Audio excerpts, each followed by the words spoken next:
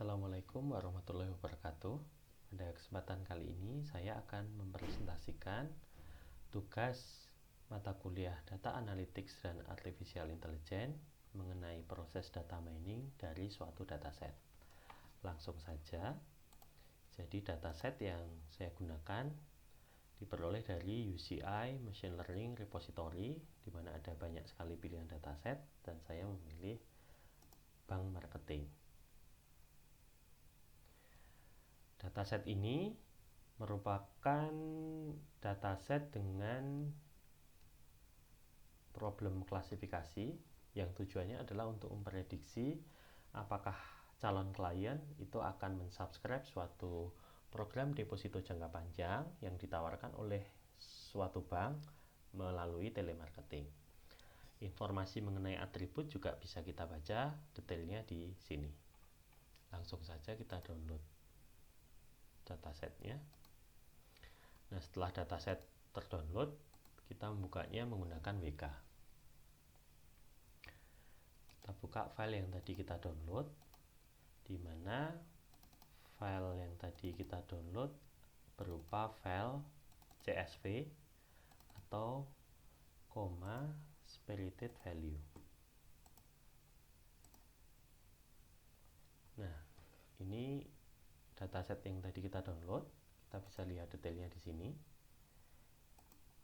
Ini summary-nya cukup masif, jumlah instance ada 41.188 dan 21 atribut. Nah, langkah pertama yang kita lakukan adalah memeriksa kelengkapan dan membersihkan data jika diperlukan. Nah, kita kembali ke informasi tadi. Di sini diinformasikan bahwa atribut nomor 11, duration, yaitu durasi kontak, itu disebutkan bahwa sebenarnya tidak relevan terhadap model prediksi yang ingin dibuat, karena data ini baru bisa kita peroleh setelah kontak dilakukan, sementara model prediksinya digunakan untuk melakukan prioritisasi calon klien mana saja yang perlu dikontak yang diprediksi akan berhasil. Jadi intinya atribut nomor 11 perlu di remove. Nah, kita bisa meremove-nya dari dataset yang kita punya seperti ini. Nah, kemudian langkah berikutnya adalah menentukan algoritma klasifikasi atau classifier, termasuk menentukan metode uji atau tes yang digunakan. Di dalam case ini saya memilih cross validation dengan 10 faults. Artinya dataset yang kita punya dibagi 10 sama banyak, 9 bagian digunakan untuk training dan 1 bagian untuk testing.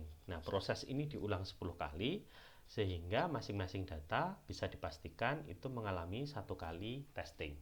Nah, kemudian kita pilih classifiernya. Untuk yang pertama sebagai baseline kita pilih 0R, langsung kita jalankan dan kita lihat tingkat akurasinya diperoleh di angka 88,7346%. Kita pilih classifier berikutnya, misalnya naive bias, kita jalankan. Akurasinya ternyata lebih kecil dari baseline, yaitu di angka 85,049%. Kita coba yang lain lagi, misalnya logistic regression. Kita tunggu prosesnya, mungkin cukup lama karena jumlah data cukup masif. Intinya akan kita bandingkan tingkat akurasinya dan kita pilih tingkat akurasi dari classifier yang paling tinggi.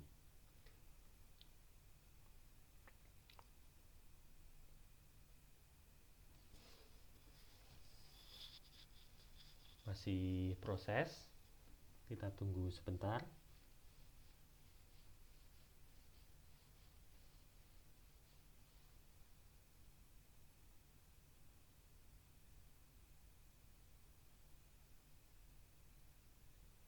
Memang cukup lama ini.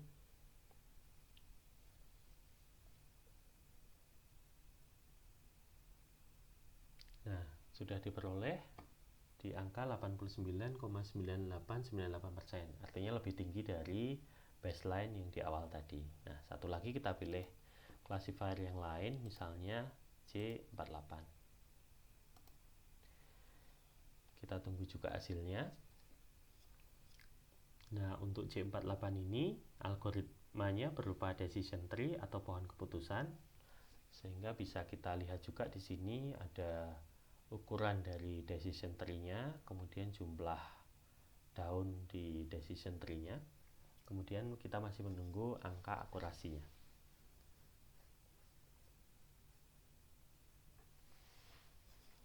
Kita tunggu sebentar.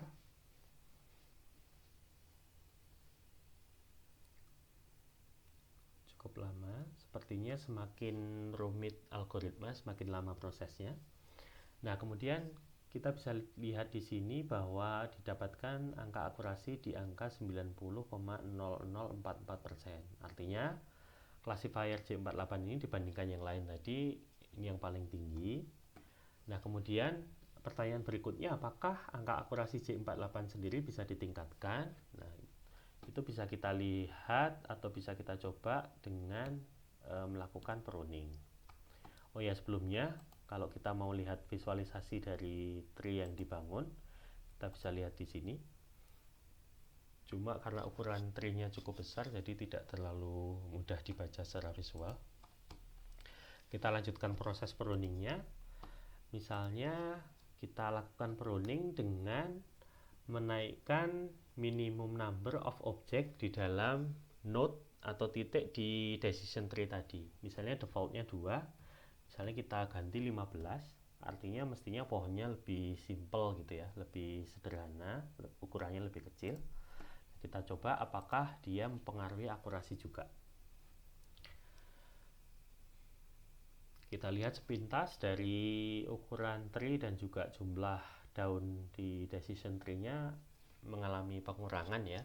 Tapi apakah akurasinya juga meningkat? Kita tunggu sebentar. Ya, angkanya di 90,1525. Lebih tinggi daripada J48 yang tanpa pruning. Nah, dari sini bisa kita simpulkan bahwa untuk data bank marketing ini, dari 4 classifier yang kita coba, J48 memberikan akurasi paling tinggi, yaitu di angka 90,004%. Kemudian angka akurasi itu bisa ditingkatkan dengan melakukan pruning yang diperoleh akurasi sampai 90,1525%. Jadi dalam case percobaan ini, algoritma atau classifier yang akan kita deploy untuk melakukan prediksi dari permasalahan yang kita tentukan di awal tadi, kita gunakan classifier J48 dengan pruning yang kita lakukan seperti tadi. Demikian yang dapat saya sampaikan. Terima kasih. Assalamualaikum warahmatullahi wabarakatuh.